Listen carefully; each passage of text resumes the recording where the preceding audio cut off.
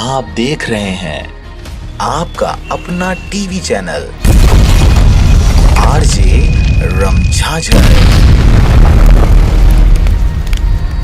जज्बात के रंग भरोसा के संग। खबर है मुंगेली जिला के सरगांव क्षेत्र का, जहां पर आज स्कूलों में खेल को महत्व नहीं दिया जा रहा। जब हम पढ़ाई करते थे तब उस समय खेल के लिए जैसे शिक्षा के लिए एक पीरियड निकाला जाता था, ठीक उसी तरह खेल के लिए भी एक पीरियड निकाला जाता था, जो आजकल स्कूलों में नहीं देखा जा रहा है, जिससे खेल का स्तर लगातार गिरता दिखाई दे रहा है। और यही वजह है कि स्कूली बच्चों को शारीरिक तौर पर अनेक बीमारियों का सामना करना पड़ रहा है। इसी कारण खेल हर एक व्यक्ति को खेलना चाहिए, क्योंकि खेल हमारे शरीर का अभिन्न अंग है और पढ़ाई के क्षेत्र में खेल के बिना शिक्षा अधूरी है।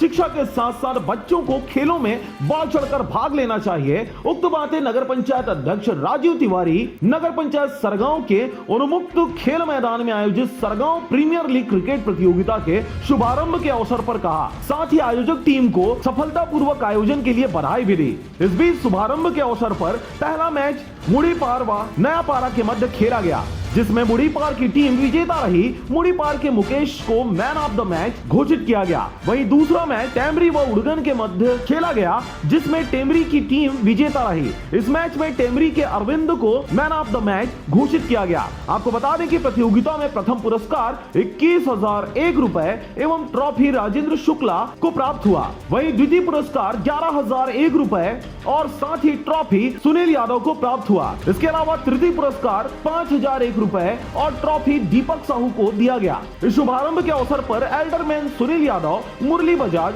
धनुष साहू, राजकुमार और आरजे रमझाझर के कद्दावर पत्रकार नारायण बंजारे सहित बजरंग साहू और अन्य गणमान्य नागरिक उपस्थित रहे। सरगांव से नारायण बंजारे की रिपोर्ट, आरजे रमझाझर।